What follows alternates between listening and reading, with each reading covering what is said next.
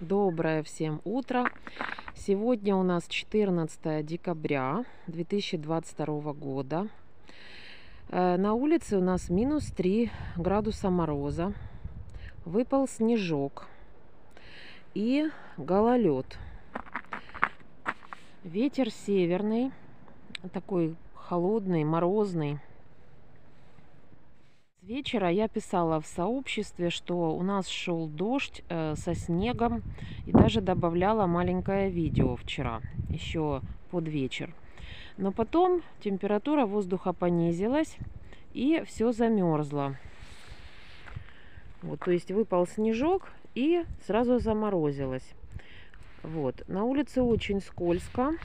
Вот, висят такие замороженные, как капельки. Небо полностью в тучах. Все полностью закрыто. Я так понимаю, нам сегодня солнышко не ждать. Ой, как холодно. По рукам так идет.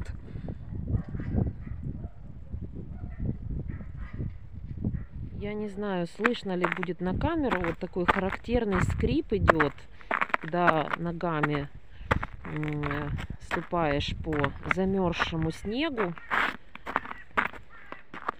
Ну, в общем, конечно, погода в принципе хорошая, классная, но холодно, несмотря на то, что всего лишь минус 3. Замерзли капельки, смотрите, на бельевой веревке.